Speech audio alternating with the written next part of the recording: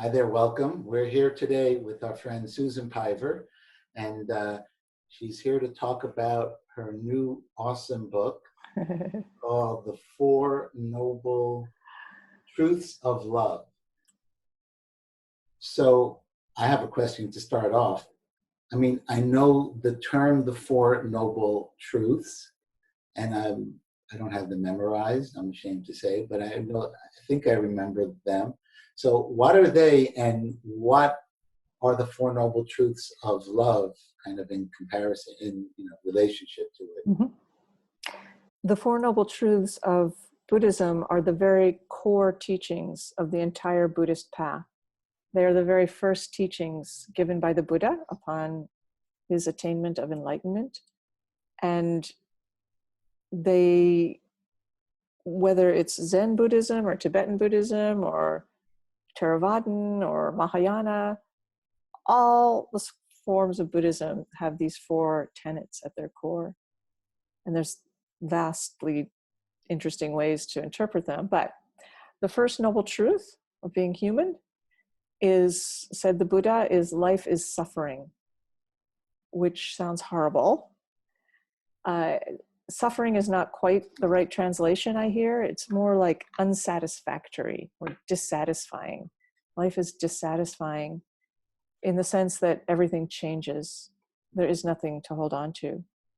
So we keep trying to build security and happiness, and sometimes we can, but ultimately it's all kind of sand castles that everything dissolves. Very painful.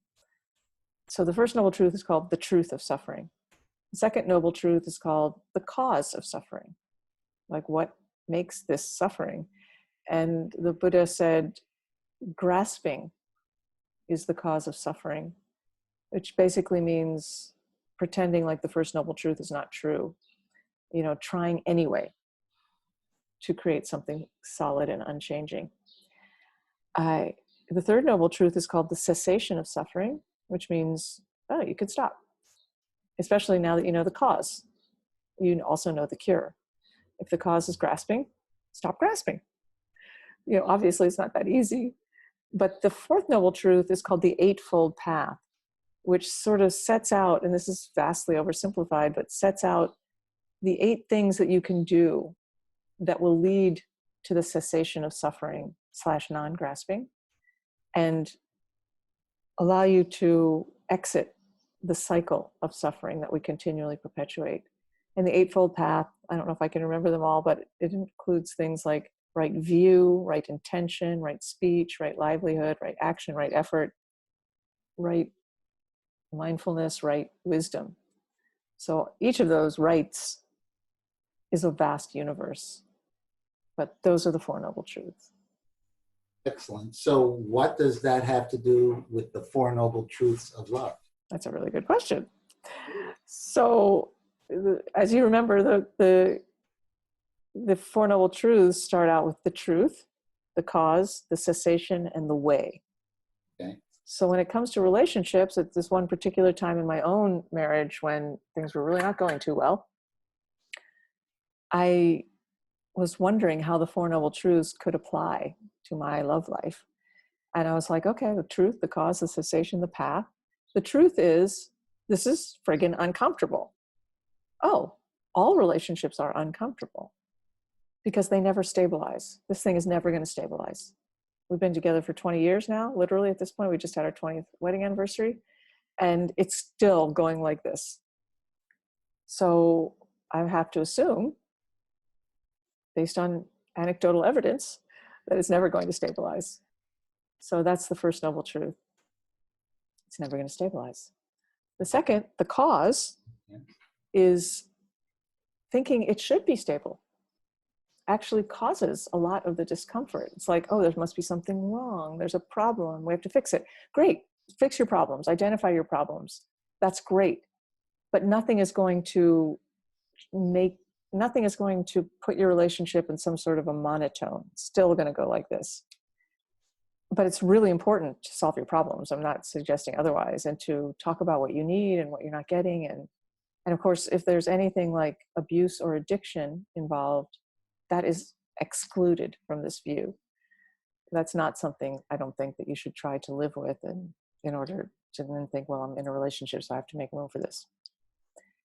And then the third noble truth, the cessation, is to meet the discomfort together, to ride the instability together, which, doesn't mean everything's great, but it just means that instead of looking at each other like, here's what you did to make this happen, or here's what I did to make this happen, to sort of notice the ride that you're on. Like, oh, look at, now we love each other. This is great. Now we don't. Now you love me. I don't really like you. But just to sort of feel to be on the ride together is the third noble truth of love. And I say that meeting the instability together is love. More than any feeling. That is love. And then the fourth noble truth. Meeting the instability together? Yeah.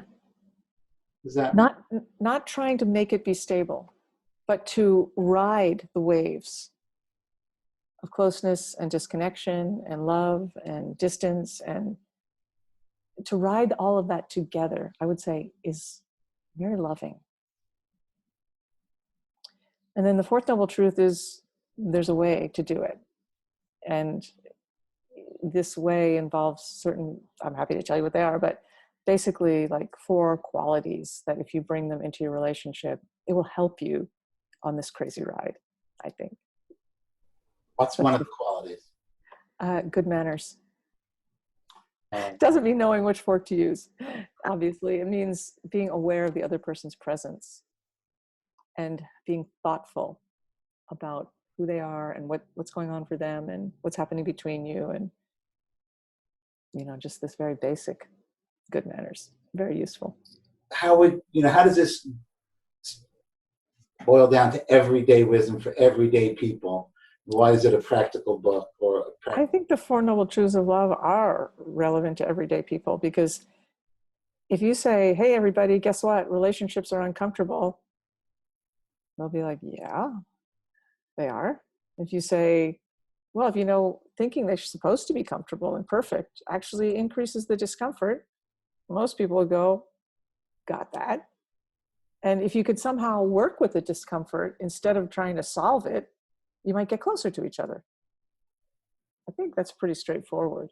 And, if you bring in qualities like good manners, which basically means being thoughtful, I just think that's very plain language and personally very accessible. It is plain language. And you talk about manners, this friend of mine got in this situation. Someone you know. Someone I know. Uh-huh. Someone I know, where the term straight talk or street talk or familiar talk that I might say with my friends or buddies in playing hoops or something, or playing poker, I kind of, from time to time, I try to be mindful of it, I just kind of let it out, and it's not good manners. I think good manners are important. It's respect. But the good manners is not about not expressing yourself. The good manners is about taking care to say what you mean in a way that the other person can hear. Say that again. That's good manners, I would say, is saying what you mean in a way that the other person can hear. Which is no small trick. No, I'd say the core of it is the 4 truths, the 4 noble truths. So maybe I'll just read a paragraph. Is that great? Perfect. Okay. It's from the introduction. To apply a Buddhist viewpoint in relationships is eye-opening. It points to a radically different worldview, one that runs counter to the spirit of much of the conventional advice we receive.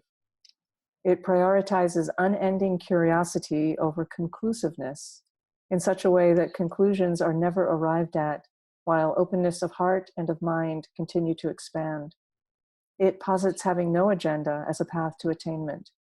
It suggests that the solution to problems in the outer world are solved by making changes within, and that problems within are solved by dissolving the boundary between self and other. to examine these views carefully is to turn ourselves upside down over and over. And rather than finding explanations by stabilizing in the upside down, we find what we seek in the turning itself. Very nice. Very awesome. Okay. We'll put a link for the book and all that stuff under the video. So Thank you. that was wonderful. And I think that was great. So thank you very much. You're welcome. Thank you. It's nice to talk to you. Pleasure chatting. Okay. See you soon. Bye. Bye.